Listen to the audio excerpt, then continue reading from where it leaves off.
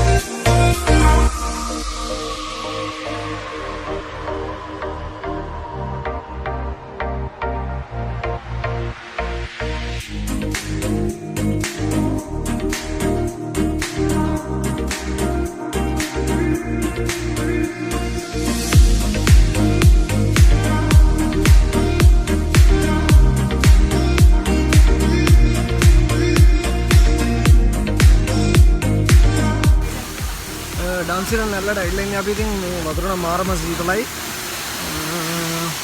දේවාලයක් මැදින් තමයි එන්න තියෙන්නේ. පිටිපස්සෙන් පේන්නේ ඩන්සිනුන් නැල්ල මේ පුඩුලුවේ පාර තියෙන්නේ. පුඩුලුවේ අර පෙන පාලනේ උඩට වතුර දානවලු වහින රස්සෙල්ට. ඒතරම් ලොකු වතුර පාරක් යනවා. ඉතින් අපේ වතුර පාර එච්චර අවුලක් නැහැ. ඉතින් එන්න යන්න පුළුවන්. මාරම සීතලක් තියෙන වතුර වල මතර යනකල් යන්න පුළුවන්. ගොඩක් මධාරිය නම් පොඩ්ඩක් ගැඹුරු වගේ පේනවා මේ වතුර වැටෙන හරිය. ටික දුරක් ඉතින් ඇතුළට යන්න පුළුවන්. ඔකටත් ඇවිල්ලා බලන්න ලස්සන තැනක්. ඉතින් මේ වගේ ලස්සන තැන් ගොඩක් ලංකාවේ තියෙනවා. නාස්ති කරන්න එපා ලස්සන තැන් ලංකාවේ තියෙන.